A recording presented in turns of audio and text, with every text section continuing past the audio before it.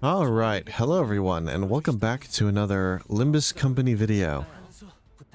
Today we're going to be using the brand new Cinq Association Hong Lu, who's a pretty fine identity. Like, the best part about him is definitely the fact that, well, he's pretty much the best burn identity that Hong Lu actually has access to. Which, you know, with how his competition is basically just Liu Hong Lu, who's a 2-star, and it's like, Liu Hong Lu is also he's fine for what he is. Liu Hong Lu is fine for what he is as you know, a 2-star identity. But yeah, up until now, the only 3-star burn Hong Lu identities we have was technically Lord Hong Lu, if you use him specifically with Heisho Sinclair. So yeah, actually having a good burn identity for Hong Lu, or I should say a dedicated burn identity, because, well, the Lord Hong Lu is technically speaking a burn identity, and he is a good identity, so he technically has a good burn identity, but now he actually has a dedicated burn identity, so that's very good. Also, I'm stalling here in this fight just exclusively to try and get Lust eco resources to fuel both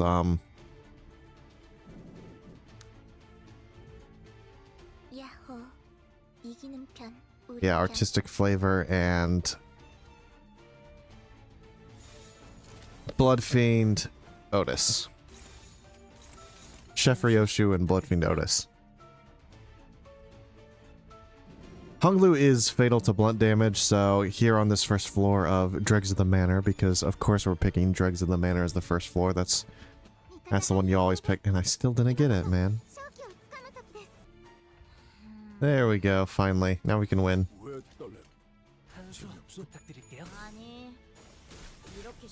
But yeah, Hong Lu finally has a dedicated burn identity, who is not a 2-star identity.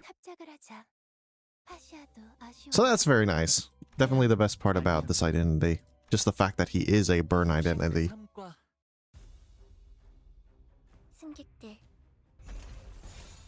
But how do you actually play him? It is kind of interesting because he does sort of function the opposite as to how most other identities actually work. And by that, I of course mean that this is a bad fight. Okay. Don't use cavernous wailing. For some reason, I thought this was the blunt floor, where the dead rabbits are fatal to blunt damage. Anyways.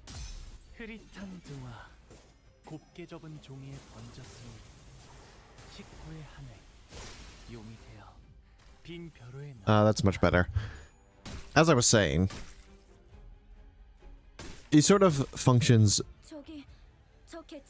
in the opposite manner as to how most other identities operate. And by that I mean that you want to end up using his skill 3 before most of his other skills. I don't think the skill 2 here can kill. Might get staggered, but it's fine.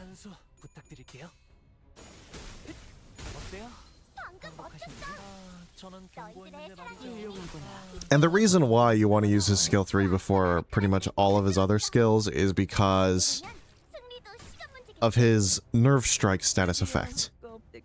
He applies it to pretty much every single enemy that he attacks. Or at least, I should say, he applies it to one enemy per turn, depending on the one that he attacked last.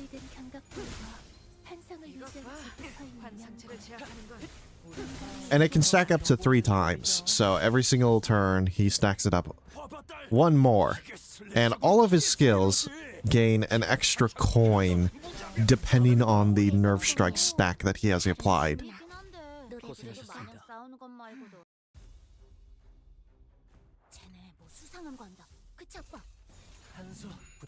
And the big thing about that is each one of his skills requires a progressively higher stack level for them to actually gain the reusable coin. And his skill 3 requires the least of them all, with it only needing 1. Whereas his skill 2 needs 2 stacks, and his skill 1 needs all 3. So,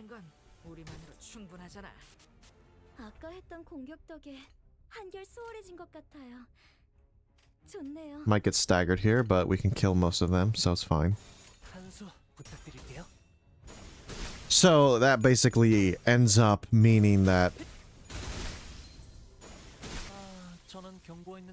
Hong Lu, the best way to play him is to actually start with either a skill 1 or a skill 2 to just apply the status effect in the first place. Then you followed up with a skill 3, and then a skill 2, and then any skill you want, because at that point, all of them get their extra coins.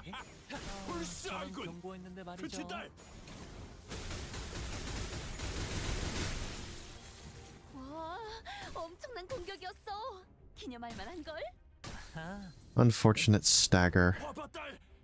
Oh well. Rupture stack is high, but it doesn't matter. We killed them more than we needed to.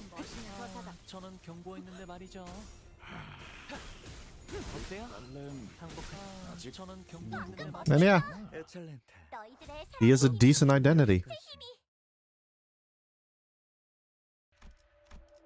Get a skill 3, very nice. Lobotomy pack's also pretty good.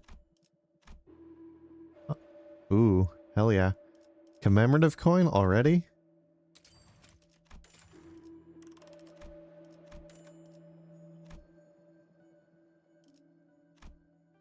I do want lithograph as well, but can I even afford it? Not really. Oh well.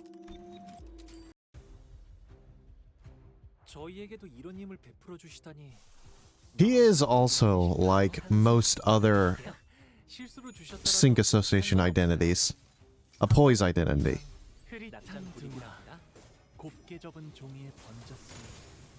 But of course, with all of the, other poise identities that Hong Lu already has, he's definitely not the first choice when actually picking any poise character.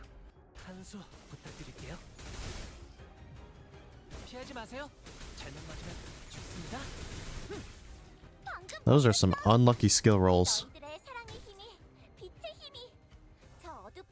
You were supposed to kill all of those dead rabbits there, but I guess not that lucky. Oh well. Anyways, as for his poise application, it's actually decent. The biggest thing is that once you get the extra coins on his skill 2 specifically, it becomes a count negative skill, and his skill 3 doesn't have any poise count whatsoever. But he has 3 poise count on both his skill 1 as well as his defense skill. So, as long as you're using that occasionally, you can always maintain a poise stack very easily. And in addition to that, he also has a special passive. A dual witness, the witness status effect. which with that he gains even more poise potency and, more importantly, poise count if you have at least 3 other Sync Association identities as backup or support units, which is kind of interesting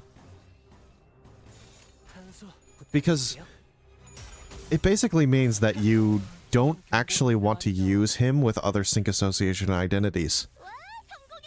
You do want to have them on the team, but you don't want to have them on the field at the same time.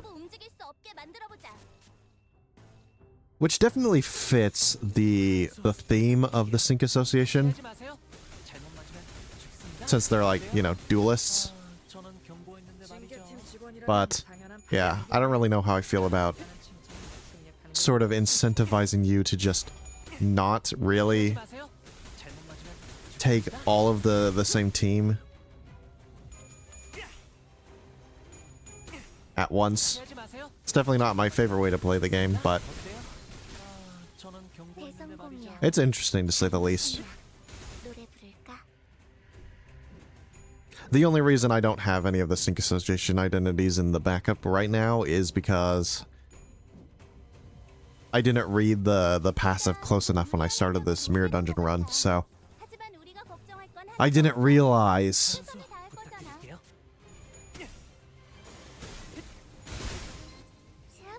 that it was exclusive to having them as backup units.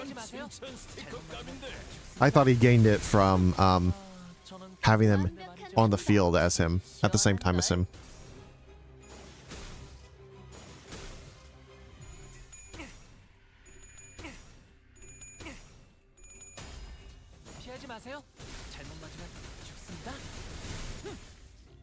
So I'll definitely fix it later on, just to get him the status effect. Not that he needs it, especially in the Mirror Dungeon.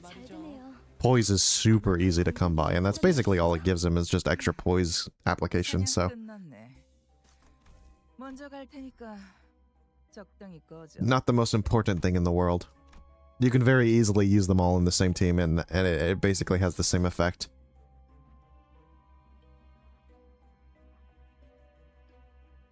Emotional craving. Let's do that one.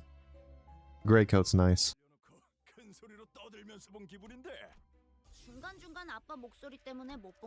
Polarization, pretty good. Lodestar is also decent. Ooh, Devil Share, nice. That's a good one. Oh, but I also, totally forgot. I want to change the team. There we go.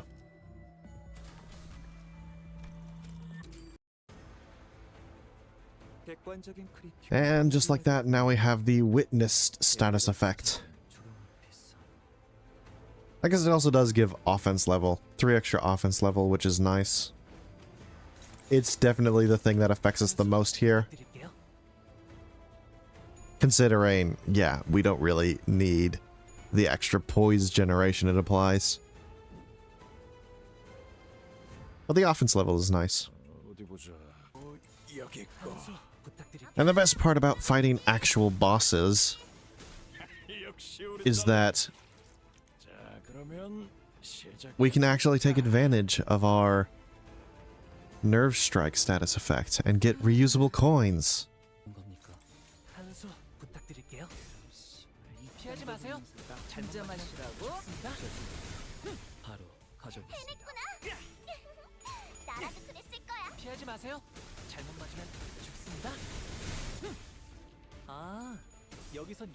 Strange. Did we not attack him last turn? Oh, that's what happened. Ah, I see. I know what happened. Okay, yeah.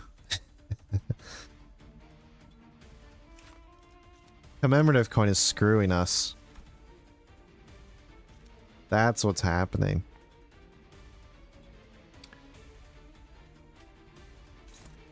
Yeah. Okay, so basically, his passive specifically says, against the base attack skill hit last. Which means since we were using the commemorative coin last, and because the commemorative coin ends up hitting his body, it means that the nerve strike ended up being applied to Fairy Longleg's body and not his arm, like I wanted it to be applied to.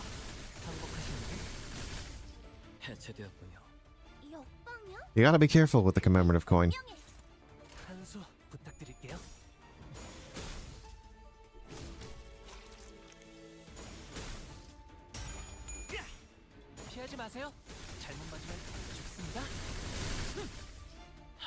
Yeah, it also overwrites it immediately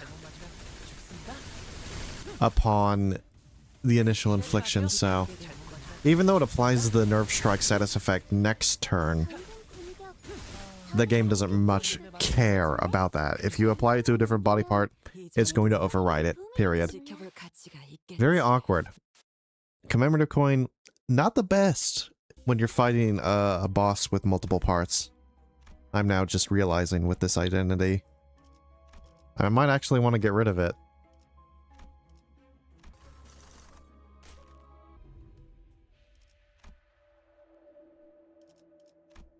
Anything? Golden Urn's okay.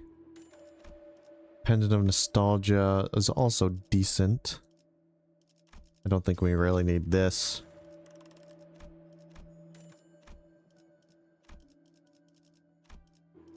And yeah, that's basically it.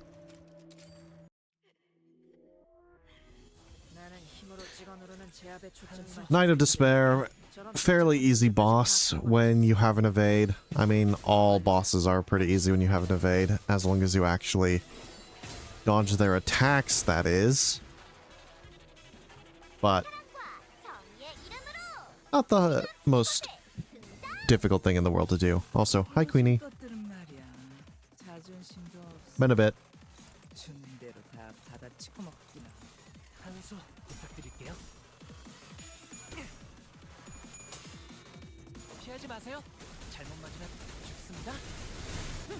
I should have used the skill 1 here. I just wanted to use the skill 3, I guess. I don't know. Also, I just completely messed up with the evade there.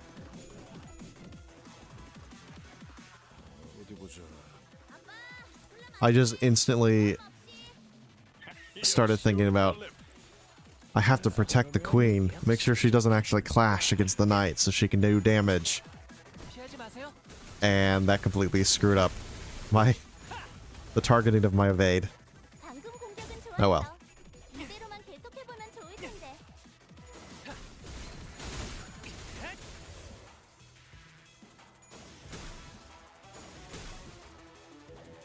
This is actually going to be kind of an annoying fight, I'm just now realizing.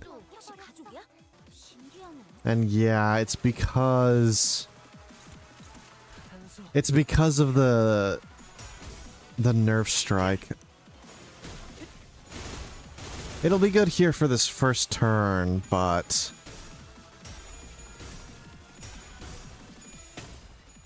the second it gets applied to a different enemy, which is somewhat likely with it applying to the swords. Hopefully if we kill the swords, it doesn't actually apply it, and thus the nerf strike gets stuck on the knight.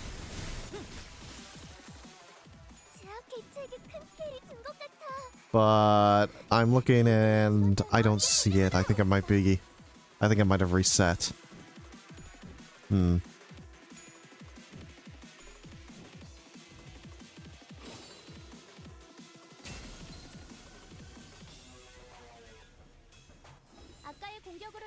Yes, it has. No more nerf strike. So, that's definitely a big downside to this identity. He just doesn't really perform very well in fights that have either multiple parts or lots of small enemies.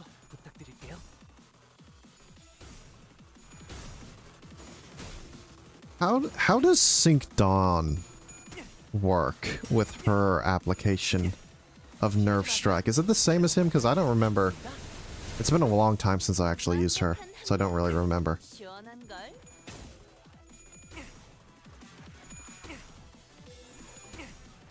피하지 마세요.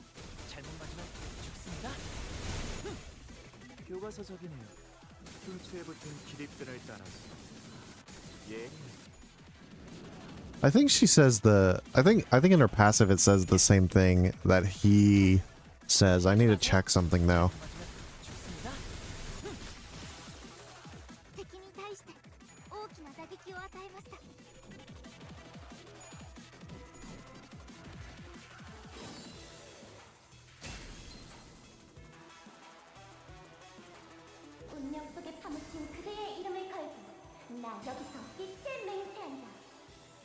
아까 했던 공격 덕에 한결 수월해진 것 같아요. Yeah, it says it's exactly the same as Don Quixote's.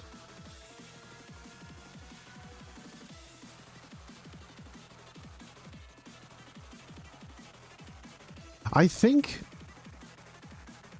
the thing is that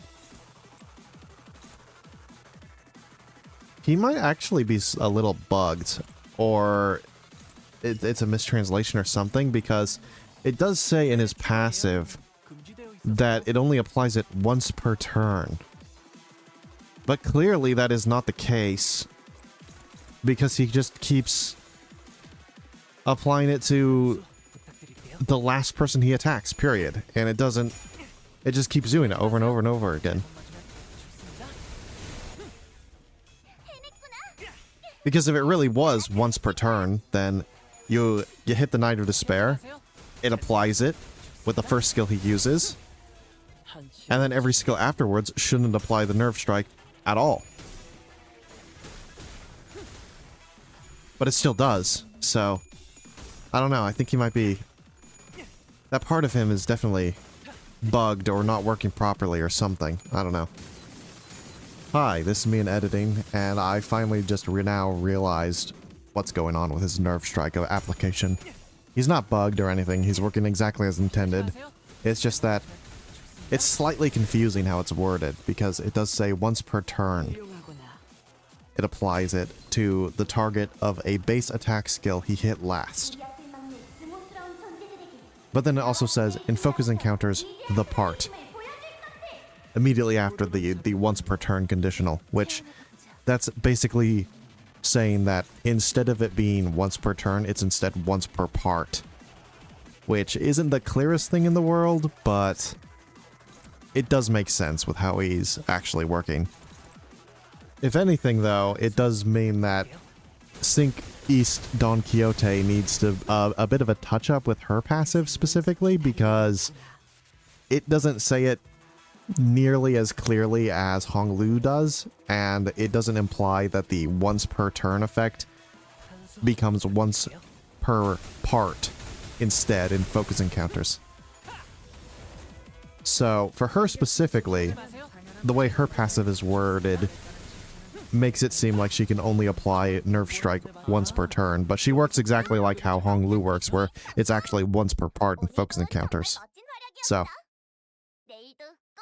Cinq Don Quixote, her passive actually needs to be reworded. A lot of this video has me trying to figure out how exactly his passive works, so that's why I'm clearing up right now.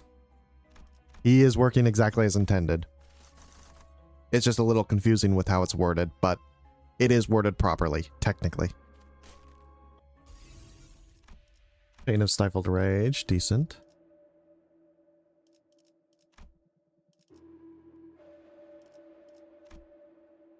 Anything else worth taking? Renewed March is decent. A Bloomer's Tattoo is also good.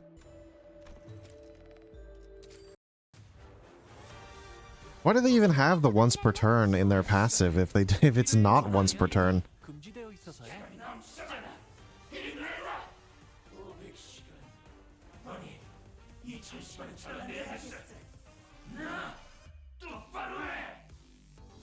I guess it's probably something like, since it's saying against the target a base attack skill hit, so it's once per turn for every single skill that they use, which is just weird, to say the least. Very weird if that's the case. 잘못 맞으면 죽습니다. Because then it's not really once per turn, then it's like once per skill, you know? Which is completely different. 매일 보아왔는데도 I don't know. 지금은 감회가 새로워요. 한 수 부탁드릴게요. There's definitely something weird going on with that passive. That much is certain.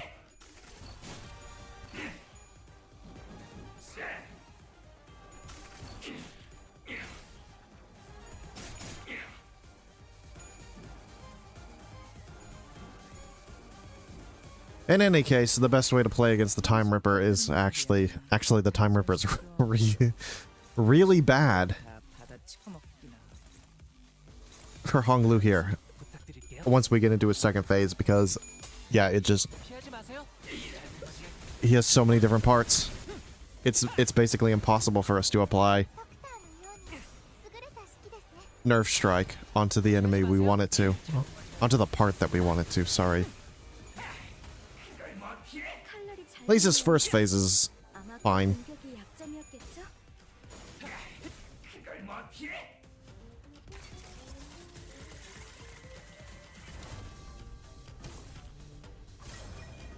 But now that we're in his second phase, if we're never going to be able to have Nerve Strike on what we want it to be on. 이런 경우엔 한 수 뼈대 드릴게요. 피하지 마세요. 잘못 맞으면 죽습니다. 징계팀 직원이라면 당연한 판단이긴 해. 잘했다는 칭찬은 생각하는 피하지 마세요. 잘못 맞으면 죽습니다. 어때요? It's just so weird that it's once per turn, but it's not actually once per turn. He's genuinely applying it like 역시 이 정도쯤이야. every skill. Every skill it applies it a new one.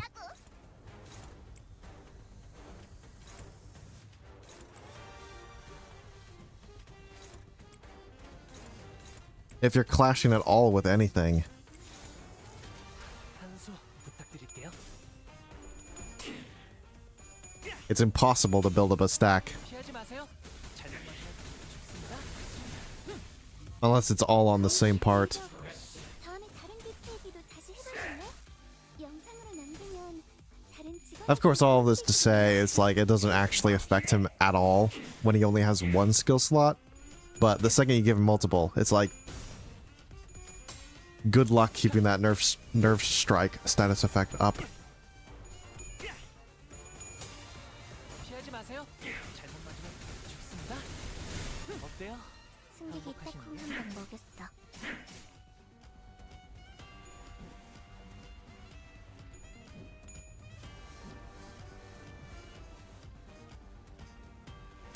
큰 거 온다. 탄테, 얼른 애들한테도 알려줘. And that's basically game. 한 수 부탁드릴게요. 피하지 마세요. 잘못 맞으면 죽습니다. 어때요? 항복하시는 저희 게? 직원들이 개체의 부위를 파괴했어요. 역시 Time Ripper is not that difficult, but yeah. 피하지 마세요. 잘못 맞으면 죽습니다. Man, if he isn't just the actual worst boss to fight with, the Cinq East identities. 味方が優勢です。 한 수 今こそ 부탁드릴게요. 勝機をつかむ時です。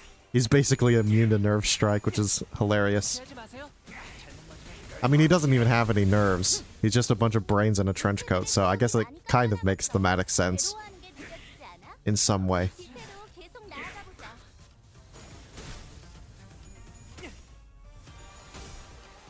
어때요? 항복하시는 게? 저는 경고했는데 완벽한 말이죠. 한방. 시원한 걸. 고생하셨습니다. 사냥 끝났네. And for the final floor... What do we want? Something where we can actually take advantage of the Nerve Strike. Spring Cultivation. Sure. We have an evade. 있긴 하지만 뭐 맨날 그러니까 Okay. Now we can get the dueling manual. Very nice. Lots of bonuses to Sync Association. Lots of bonuses to the Sync Association. Ugh, I can't say that word. A Sync Association. And then Punctured Memory. Very nice. That's basically it, honestly.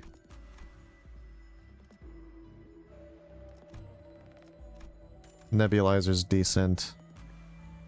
But really, we don't need anything. Unless we want to get, the...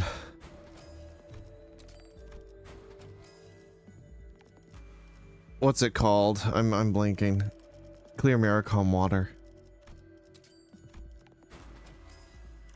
Which, we don't really need that.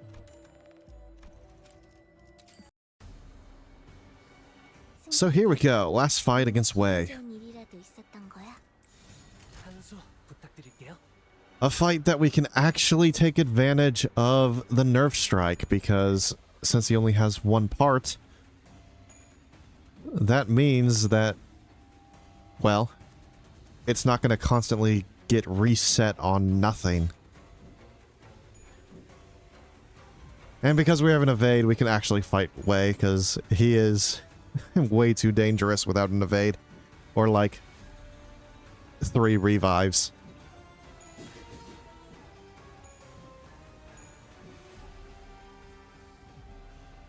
여기다가 말하면 녹음되는 건가요?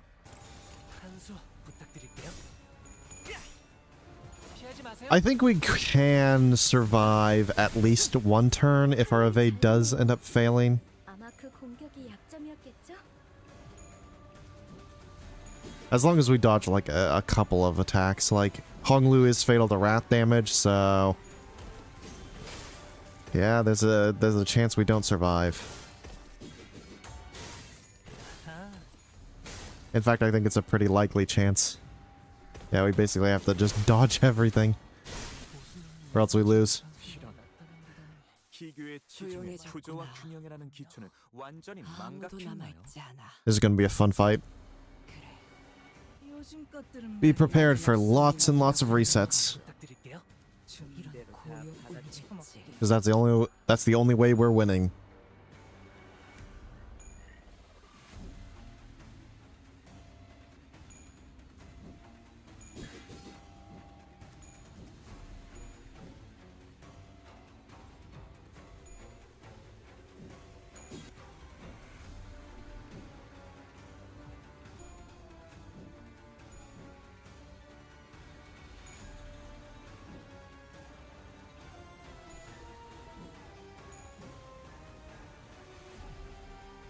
제가 도움이 될지는 모르겠지만 노력해 보겠습니다.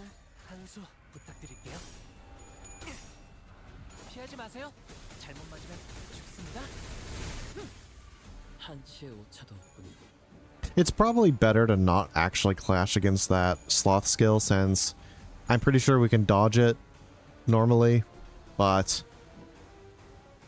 and so it would be better to just clash against one of these 4-coin skills, since that means that we don't have to evade it at all. But I don't know. If we happen to lose to miss an evade, then that sloth skill becomes very, very scary. So you kind of just want to clash against it anyways. 한수 부탁드릴게요. 피하지 마세요. But hey, we finally get to reuse the coin on the skill 3. Very nice. ドクターのように優れた式ですね。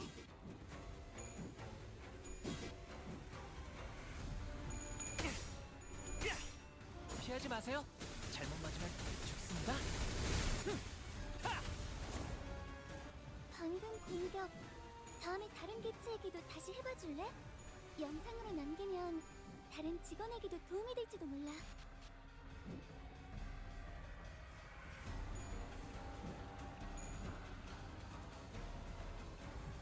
I love evades.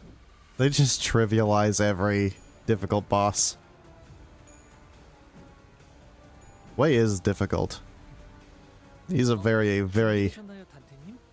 곧 very hard 미션 boss 저희에게 쏟아질 거예요. when you try to solo him anyways. 한수 부탁드릴게요.